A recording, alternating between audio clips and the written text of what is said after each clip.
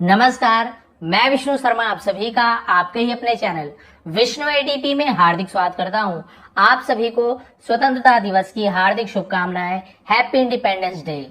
आज की स्टोरी है देशभक्ति से परिपूर्ण, देशभक्ति से भरी हुई, और उसी देशभक्ति को क्या कहा जाता है इंग्लिश में? पेट्रियोटिज्म। पेट्रियोटिज्म का मतलब होता है देशभक्ति। देखिए टाइटल ही हमारा है ट्रू पेट्रियोटिज्म, यानी कि सच्ची देशभक्ति या सच्चा देश प्रेम।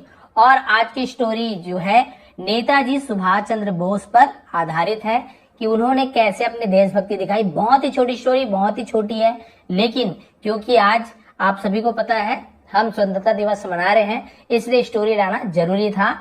चलिए स्टार्ट करते हैं आज की स्टोरी। पसंद आए प्लीज आप लोग लाइक करेंगे। वैसे कोई स्टोरी नहीं है, ये सत्य घटना है। चलिए देखते हैं। टाइटल तो आपको बता दिया मैं, सच्ची देशभक्ति, ट्रू पेट्रियोटिज्म। अब देखते हैं इसका टाइटल तो आपको पता चल गया है। हम यहाँ पे ट्रांसलेशन स्टार्ट करते हैं और जहां जहां पे इंपॉर्टेंट वर्ड रहेगा वो भी आपको बताते जाऊंगा। नेताजी सुभाष चंद्र बोस, तो ये उनका नाम है।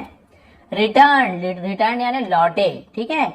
टू भारत, भारत लौटे। अब इंडिया को भारत, हम भारत ही कहते हैं तो इंग्लिश में इंडिया बोल देते हैं। भारत लौटे, फ्रॉम यानी से, कहां से? इंग्लैंड, इंग्लैंड से लौटे। After clearing the ICS, after यानी के बाद, क्लियरिंग यानी होता है क्लियर करने के बाद, जिसे हम बोलते हैं पास करने के बाद। द आईसीएस, आईसीएस का फुल फॉर्म क्या है? हम इसे बोलते हैं इसका फुल फॉर्म होता है इंडियन सिविल सर्विसेज, ठीक है। तो इसे हम आईसीएस शॉर्ट फॉर्म में लिखा हुआ है। तो उसकी परीक्षा क्लियर करके वो भारत लौटे। देखिए एग्जाम, परीक्षा। अब उसका क्या हुआ? हियर, हियर यानी यहाँ, कहा? भारत में। ही अपीयर्ड, ही यानी वह, वे, अपीयर्ड प्रकट हुए। तो अपीयर यानी प्रकट होना होता है, यही कहीं पे आना होता है। अपीयर यानी हम बोल सकते हैं यहाँ पे कि वो वहां पे गए या आए। कहाँ पे आए? फॉर यानी के लिए। रिटन एग्जामिनेशन, एक लिखित, रिटन है लिखित, ठीक है। एग्जामिनेशन है परीक्षा, लिखित परीक्षा में सम्मिलित हुए, शामिल हुए। फॉर अ जॉब, एक जॉब के लिए। जॉब आपको पता है रोजगार, काम बोल सकते हैं। तो भारत में हुआ है और एक जॉब के लिए लिखित परीक्षा में सम्मिलित हुए, वहां पे आए। अब क्या हुआ? ऑन सीइंग यानी देखकर, द क्वेश्चन पेपर, प्रश्न पत्र को देखकर, सुभाष बाबू, उन्हें सुभाष बाबू शॉर्ट में बोल रहे हैं, सुभाष बाबू वॉज फ्यूरियस, फ्यूरियस यानी होता है अति क्रुद्ध हो जाना, बहुत गुस्सा हो जाना, बहुत गुस्सा हो गए थे।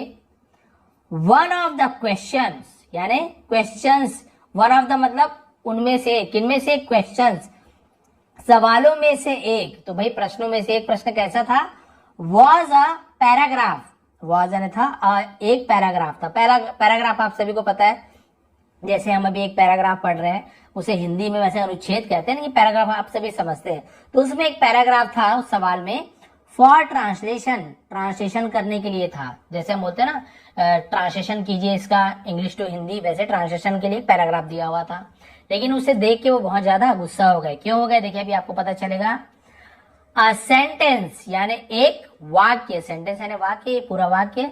इन में द पैराग्राफ रीड, ठीक है। पैराग्राफ रीडिंग में जो एक सेंटेंस था, वाक्य था, क्या वाक्य था? देखिए, इंडियन सोल्जर्स, सोल्जर्स यानी सैनिक, तो इंडियन भारतीय सैनिक, आर यानी है, क्या है?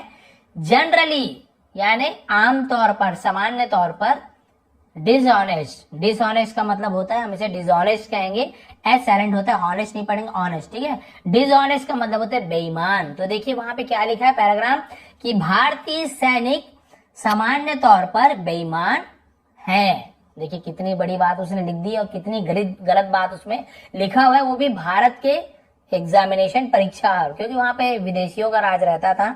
तो वहां पे ऐसा लिखा हुआ था कि भारतीय सैनिक सामान्य तौर पे, ज्यादातर हम बोल सकते हैं, वो बेईमान होते हैं, बेईमान है, ऐसे लिख दिया।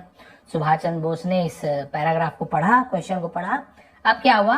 सुभाष बाबू इमीडिएटली, सुभाष चंद्र बोस जी इमीडिएटली यानी होता है तुरंत, गॉट अप यानी खड़े हो जाना, उसे गॉट अप बोलते हैं, उठ खड़े हुए।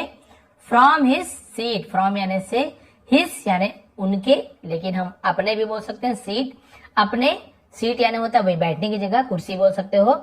अपनी सीट से वो उठ गए। एंड एक्सप्रेस्ड, एक्सप्रेस यानी दर्शाया, ठीक है, एक्सप्रेस्ड कहते हैं, और दर्शाया डिसेंट, अब ये डिसेंट का मतलब अलग है, ये डिसेंट का मतलब क्या होता है, असहमति, असहमति दर्शाई या फिर विरोध बोल सकते हैं, विरोध दर्शाया अगेंस्ट दिस, इसके विरुद्ध में, इसके खिलाफ। ये जो सेंटेंस लिखा हुआ था ना इसके खिलाफ उन्होंने विरोध प्रदर्शन किया कि नहीं ये गलत लिखा हुआ है, ठीक है।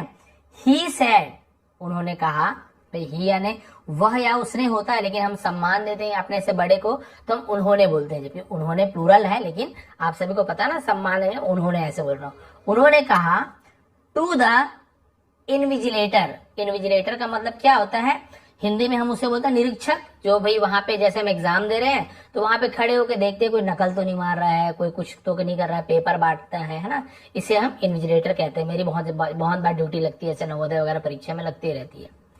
तो उनसे कहा, निरीक्षक से कहा, इट इज नॉट पॉसिबल, है ना, इट इज यानी ये है, नॉट यानी नहीं, पॉसिबल यानी संभव, ये संभव नहीं है, to answer this question, to answer this question मतलब इस सवाल का जवाब देना, इस सवाल का जवाब देना संभव नहीं है, ऐसा नहीं हो सकता, इस सवाल का जवाब मैं दे ही नहीं सकता। प्लीज कृपया delete it from the question paper, please कृपया डिलीट, डिलीट यानी होता है हटा दो, मिटा दो, ठीक है, हटा दो, इट यानी इसे, फ्रॉम यानी से, द क्वेश्चन पेपर, प्रश्न पत्र से इस सवाल को हटा दो, इसका जवाब दे ही नहीं सकते। द इन्विजिलेटर रिप्लाइड, निरीक्षक ने जवाब दिया, this question is very important, यह सवाल इज यानी है, वेरी यानी बहुत, इंपॉर्टेंट यानी महत्वपूर्ण, जरूरी, ये बहुत ही जरूरी सवाल है। हुएवर, हुएवर का मतलब होता है जो कोई भी, रिफ्यूजेस टू आंसर, रिफ्यूजेस यानी होता है जो कोई भी रिफ्यूज करता है, रिफ्यूज यानी क्या होता है, नकार देता है, मना कर देता है, टू आंसर यानी जवाब देना, दिस क्वेश्चन, है ना, यदि कोई इस सवाल का जवाब देने से मना करता है, will not be able, will not be तो विल फ्यूचर टेंस गागी गे, नॉट बी एबल यानी सक्षम नहीं होगा या नहीं दे पाएगा, to get the job, to get यानी पाना, ठीक है, या प्राप्त करना, द जॉब, जॉब यानी वही रोजगार या फिर काम को। तो भाई जो कोई भी सवाल का जवाब नहीं देगा या मना करता है उसे वो जॉब पाने में असमर्थ रहेगा या उसे जॉब नहीं मिलेगी, सीधा सीधा उसने कह दिया। भाई जवाब नहीं दोगे तो कोई बात नहीं, आपको इसका मतलब आपको नौकरी नहीं मिलेगी, इसका जवाब तो आपको देना ही है, बाकी का दो चाहे मत दो। On hearing this, on hearing यानी ऐसा सुनकर, सुभाष बाबू रिप्लाइड एंग्रीली, सुभाष बाबू ने रिप्लाई जवाब दिया, एंग्रीली मतलब होता है गुस्से से, एंग्री गुस्सा, उसी से एंग्रीली यानी गुस्से से जवाब दिया। You can keep your job, you can तुम, कीप यानी रखना, कैन यानी सकना, तो यू कैन कीप यानी तुम रख सकते हो, योर जॉब अपने रोजगार को, अपने काम को, ठीक है, अपने जॉब को तुम रख सकते हो। I would rather die of hunger, ठीक है, आई वुड रेदर डाई तो मैं बल्कि मर जाऊंगा, ठीक है, मैं बल्कि मर जाऊंगा, हंगर यानी भूख से, है ना, मैं भूख से बल्कि मर जाऊंगा, इंस्टेड, इंस्टेड यानी के बजाय, of bearing such false allegations, of bearing, bearing यानी वहन करना है फिर सहना, सच यानी ऐसे, फॉल्स यानी गलत, एलिगेशन का मतलब क्या होता है, आरोप, ऐसे गलत आरोप को सहन करने के बजाय मैं भूख से मरना पसंद करूंगा या फिर मैं बल्कि भूख से मर जाऊंगा। अगेंस्ट माई कंट्रीमैन, अगेंस्ट यानी विरुद्ध में, ठीक है, allegation against my countryman, countryman यानी होता है देशवासियों, ठीक है। तो भाई ये जो ऐसा गलत आरोप मेरे देशवासियों के खिलाफ, उसे सहने से अच्छा मैं बल्कि भूख से मर जाऊंगा। It is better to die, ठीक है, ये ज्यादा अच्छा होगा, बेटर यानी अच्छा होगा, टू डाई यानी मरना, इंस्टेड, इंस्टेड यानी के बजाय, किसके बजाय, ऑफ शोइंग यानी दिखाकर, सच, सच यानी ऐसा, हेल्पलेसनेस, हेल्पलेसनेस, हेल्पलेसनेस का मतलब बेबसी, ऐसी बेबसी दिखाने से अच्छा तो मर जाना बेहतर है।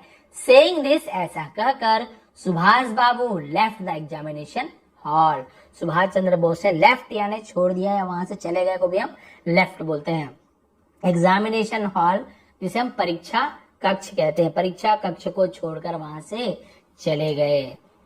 तो देखिए इससे हमें मोरल क्या मिली, द वन यानी कोई, हु कैन नॉट जो नहीं कर सकता, कैन नॉट यानी नहीं कर सकता, लव यानी प्यार, है ना, जो कोई प्यार नहीं कर सकता, हिज नेशन अपने देश से, नेशन यानी राष्ट्र होता है, देश बोल सकते हैं, जो कोई भी अपने राष्ट्र से, अपने देश से प्यार नहीं कर सकता, can not love anyone else, can not love प्यार नहीं कर सकता, एनीवन एल्स यानी किसी और से भी, ठीक है, जो अपने देश से प्यार नहीं कर सकता वो किसी और से भी प्यार नहीं कर सकता। The interest of the nation, interest का देखिए 2-3 मतलब होता है, इंटरेस्ट यानी वैसे तो रुचि भी होता है, ब्याज भी होता है, लेकिन यहाँ पर तो ब्याज मतलब होगा नहीं, इंटरेस्ट यानी रुचि या फिर कल्याण होता है, कल्याण करना यानी जो देश की भलाई के बारे में सोचे। The interest of the nation, देश का कल्याण या देश की भलाई, इज मोर इम्पोर्टेंट, इज यानी है, मोर यानी ज्यादा महत्वपूर्ण है, देन जब कंपेयर करते हैं तो देन का यूज करते हैं, आवर पर्सनल इंटरेस्ट, हमारे खुद की कल्याण या खुद की भलाई से ज्यादा महत्वपूर्ण देश की भलाई है। ये हमें क्या मिलती है इस स्टोरी से, स्टोरी क्या, ये तो सच्ची घटना है, इससे हमें इंसिडेंट से, इस घटना से हमें ये शिक्षा मिलती है कि जो कोई अपने देश से प्यार नहीं करता वो किसी से भी सच्चा प्यार नहीं कर सकता। इसके अलावा हमें अपने देश की कल्याण को सबसे पहले देखना चाहिए, ना कि खुद के कल्याण को। हम क्या करते हैं, अरे जाए भी, देश का जो होना है हो, झिल्ली फेंकेंगे हम, बाद में देखा जाएगा देश में प्रदूषण होता है क्या होता है, हम ये यूज करेंगे ही करेंगे, हम चाइनीज माल खरीदेंगे ही खरीदेंगे, हमें तो सस्ता मिल रहा है, हमें क्या करना है, देश को जो होना हो। तो भाई आप अपने बारे में सोच रहे हो तो अपने बारे में, अपने कल्याण से ज्यादा अपने देश के बारे में सोचिए, ये देशभक्त की एक सोच हो सकती है। तो वह सुभाष चंद्र बोस के बारे में कौन नहीं जानता, जिन्होंने आजाद हिंद फौज की गठन की थी, और आप सभी को पता है, तुम मुझे खून दो मैं तुम्हें आजादी दूंगा, ये जो नारा है उनका ही दिया हुआ है, आप सभी को पता है। और ऐसे देशभक्ति की ये कहानी है, ट्रू पेट्रियोटिज्म यानी कि सच्ची देशभक्ति। तो भाई आज स्वतंत्रता दिवस जो है हम मनाने जा रहे हैं, तो आप सभी को देशभक्त बनना है। ये जरूरी नहीं कि आप जाके सिपाही बन के अपने सीने पे गोली ही खाएं, आप अपने आसपास को सुधार कर अपने देशवासियों के लिए कुछ भी, थोड़ी बहुत भी जो आप हेल्प कर सकते हैं वो भी कोई देशभक्ति से कम नहीं है। तो आप भी देशभक्त बनिए। जय हिंद, जय भारत। आप सभी का बहुत बहुत धन्यवाद। आपका दिन शुभ रहे। एक बार फिर आप सभी को स्वतंत्रता दिवस की हार्दिक शुभकामनाएं।